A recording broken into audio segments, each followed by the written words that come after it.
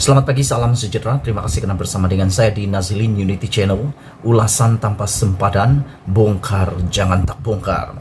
Hari ini kita akan teruskan lagi susulan daripada tuntutan Kesultanan Sulu, waris Kesultanan Sulu untuk mendapatkan RM63 bilion tuntutan daripada Malaysia akibat daripada kegagalan Malaysia. Kononnya kegagalan Malaysia gagal membayar bayaran tahunan, pemisahan tahunan sebanyak lebih kurang dalam RM5.300 sahaja setahun. Apa yang berlaku kepada Sabah selepas ini? Reaksi daripada kerajaan Malaysia, kita sudah tahu bahawa kerajaan Malaysia melalui Putrajaya telah memberikan respon tidak mengiktiraf keputusan dan tuntutan daripada waris Kesultanan Sulu tersebut. Ada beberapa perkara, ada beberapa sebab mengapa Putrajaya menolak pengiktirafan keputusan timbang tara daripada stampa di Spanyol tersebut. Salah satunya adalah ragu tentang status waris ataupun penuntut tersebut. Yang kedua adalah kerana kedaulatan negara kita sendiri. Apakah dengan respon Putrajaya menolak tuntutan waris Kesultanan Sulu ini sebanyak RM63 bilion ini akan menyebabkan kesan besar yang memberikan kesan impak besar kepada negeri Sabah? Adakah Kesultanan Sulu akan berusaha mengambil semula Sabah? Sebenarnya persoalan pagi ini, milik siapakah Sabah ini? Macam lagu pula kan. Siapakah pemilik Sabah ini? Oleh sebab itu, saya akan membacakan kepada anda. Saya akan mengulas kepada anda Sabah ini milik siapa sebenarnya berlandaskan kepada fakta yang sahih ilmiah. Saya petik satu laporan ulasan daripada Premium Sinar Harian. Sabah adalah milik siapa? Sabah adalah milik Kesultanan Sulu atau Sabah adalah milik Malaysia? Mari kita tentukan sekarang. Pada 28 Februari yang lepas, pada 28 Februari 2022, Mahkamah Timbang Tara di Paris, Perancis telah memutuskan bahawa kerajaan Malaysia harus membayar AS 14.2 bilion atau bersamaan RM62.6 bilion kepada pewaris terakhir Sultan Sulu kerana dikatakan telah melanggar syarat perjanjian 1878. Anugerah pempasan dibuat oleh penimbang tara Spanyol Dr. Gonzalo Stampa. Proses timbang tara bermula di Madrid, Spanyol, kemudian telah berpindah ke Paris untuk kerana pembatalan yang dibuat oleh Mahkamah Tinggi Spanyol. Pewaris Sultan Sulu membuat tuntutan berdasarkan kepada dokumen bertarikh 22 Januari 1878, di mana Sultan Sulu ketika itu, iaitu Sultan Muhammad Jamalul Ladzam, telah memajak wilayah yang dikuasainya di Borneo kepada Gustavo Baron de Overbeck dan Alfred Den, wakil syarikat British, dan dibayar $5,000 tahunan sebagai hasil pajakan. Pihak Sulu kemukakan hujah pajakan semasa membuat tuntutan terhadap Sabah, manakala kerajaan Malaysia pula menghujahkan bahawa ia cession atau serahan dan bukan pajakan wilayah kepada syarikat British. Mari kita lihat apa yang menyebabkan Malaysia menjadikan Sabah miliknya atau Sabah sebenarnya milik Malaysia. Prinsip efektiviti. Oleh demikian, artikel ini memperjelaskan bahawa tuntutan ini harus ditolak atas fakta sejarah dan prinsip efektiviti. Pertama, semasa perjanjian 1878 ditandatangani, Kesultanan Sulu sedang menghadapi serangan penjajahan Spanyol yang telah lama mahu menakluk dan menjajah wilayah Kesultanan Sulu.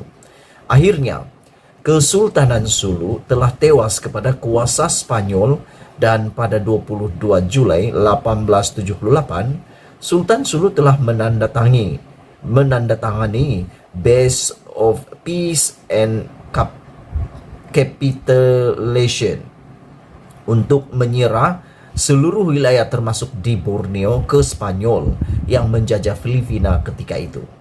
Ini berarti Kesultanan Sulu sudah kehilangan hak memerintah sebagai kerajaan yang bebas di bawah Spanyol. Itu yang pertama. Yang kedua, pada tahun 1885, kerajaan Spanyol telah menandatangani Madrid Protocol 1885 dengan British dan Jerman supaya mereka mengiktiraf pendudukan Spanyol pada Kepulauan Sulu, dan sebagai balasan Spanyol telah melepaskan segala tuntutan kekuasaannya ke Sabah dan tidak akan campur tangan dalam urusan pentadbiran syarikat British. Seterusnya, pada 1898, Spanyol telah menyerah tanah jajahan di Filipina kepada Amerika Syarikat melalui Perjanjian Paris 1898 yang mengakhiri Perang Amerika Spanyol. AS telah terus memerintah Filipina sehingga ia mencapai kemerdekaan pada 1946. Perlu ditegaskan, semasa pentadbiran Amerika Syarikat di Filipina, Amerika Syarikat telah menggariskan sempadan serta batasan kekuasaan Amerika Syarikat Filipina dan Sabah tidak dimasukkan. Republik Filipina telah mencapai kemerdekaan pada 1946 dan mewarisi Filipina daripada bekas penjajahnya Amerika Syarikat. Oleh demikian, bagaimana, ini persoalan paling penting, dengarkan baik-baik supaya Anda mengerti bahawa Sabah sesungguhnya milik Malaysia. Oleh demikian, bagaimana kerajaan Filipina maupun pewaris Sultan Sulu boleh menuntut Sabah sedangkan pendahulunya yaitu Amerika Syarikat serta Spanyol telah menolak tuntutan ke atas Sabah. Lagipun, tuntutan itu hanya dibuat 16 tahun selepas kemerdekaan Filipina semasa usaha pembentukan Malaysia dan bukannya lebih awal. Ketiga adalah Kesultanan Sulu telah kehilangan kedaulatan pada 1915 apabila Sultan Jamalul Kiram II telah menyerahkan kuasa politiknya dan wilayahnya kepada Gubernur Jeneral Amerika Syarikat melalui Carpenter Agreement 1915. Ini berarti Kesultanan Sulu bukan lagi sebuah entiti berdaulat sama seperti Princely State di India dan Kesultanan Riau Lingga serta Kesultanan Siak yang telah menjadi sebahagian daripada Republik Indonesia. Keempat dan terpenting adalah prinsip effectivity, di mana sesuatu kuasa politik mampu membuktikan bahawa ia telah mentadbir kawasan tersebut secara terusan untuk jangka masa panjang. Selain itu, prinsip effectivity juga menegaskan bahawa pemilik asal gagal untuk memerintah atau mentadbir kawasan untuk jangka masa panjang, maka ia kehilangan hak terhadap kawasan tersebut. 120 tahun dari segi sejarah pula amat jelas sekali.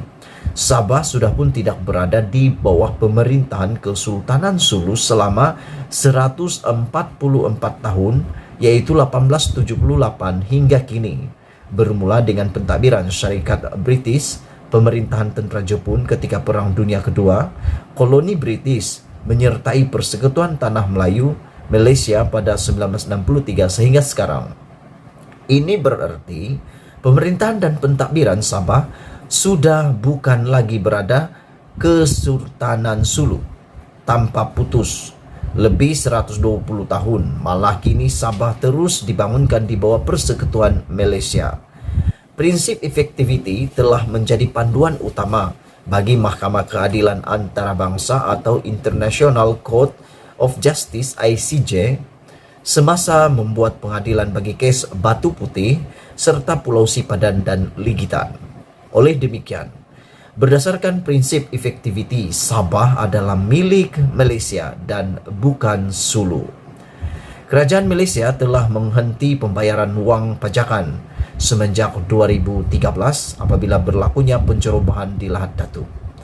Kerajaan Malaysia melalui Kementerian Luar Negeri tidak harus melayan tuntutan pampasan dan pembayaran wang pajakan tahunan pada masa depan kerana ini akan memberi implikasi kononnya Malaysia masih memajak kawasan timur Sabah daripada Sulu sedangkan realiti Sabah adalah milik Malaysia berdasarkan prinsip efektiviti serta fakta sejarah, di mana pendahulu kepada kerajaan Filipina seperti Amerika Syarikat dan Spanyol tidak membuat tuntutan sedemikian. Ditulis oleh Dr. Roy Anthony Rogers, Pensara Kanan Jabatan Pengajian Antarabangsa dan Strategik University Malaya. Itulah dia 4 sebab penting mengapa Sabah adalah milik Malaysia. Jadi tidak perlulah Malaysia susah-susah lagi melayan tuntutan RM62.6 bilion daripada waris Kesultanan Sulu itu. Karena seperti dalam huraian sebentar tadi, apabila kita melayan itu bermaksud kita masih mengiktiraf apa yang pernah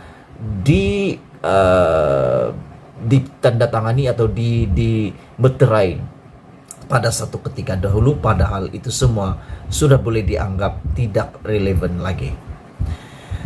Diharap dengan pendedahan ini Anda dapat memberitahu rakan-rakan Anda, share video ini supaya mereka tahu Sabah berdaulat milik Malaysia. Sabah berdaulat milik Malaysia. Kita jaga sama-sama Sabah. Kita jumpa lagi. Bye-bye.